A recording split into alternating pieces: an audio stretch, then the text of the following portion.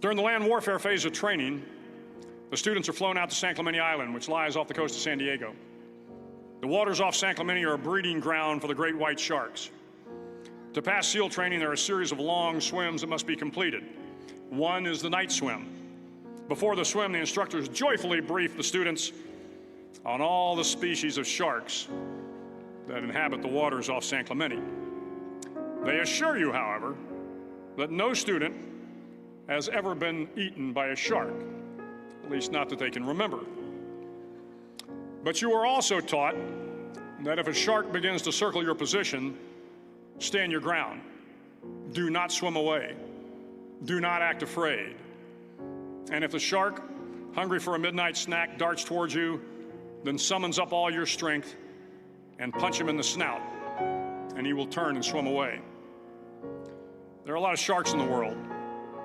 If you hope to complete the swim, you will have to deal with them. So if you want to change the world, don't back down from the sharks.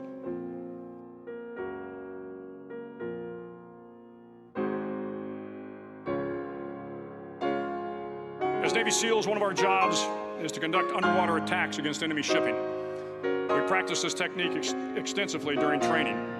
The ship attack mission is where a pair of SEAL divers is dropped off outside an enemy harbor and then swims well over 2 miles underwater, using nothing but a depth gauge and a compass to get to the target. During the entire swim, even well below the surface, there is some light that comes through. It is comforting to know that there is open water above you. But as you approach the ship, which is tied to a pier, the light begins to fade. The steel structure of the ship blocks the moonlight. It blocks the surrounding street lamps.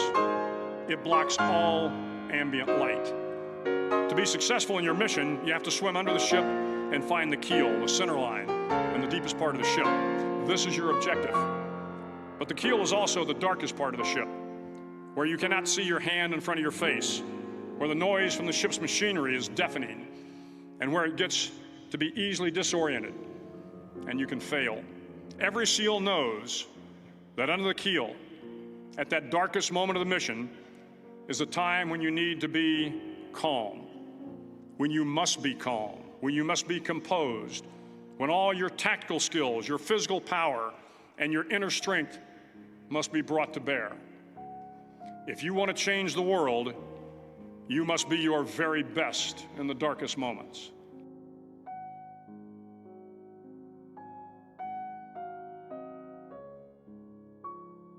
The 9th week of training is referred to as Hell Week.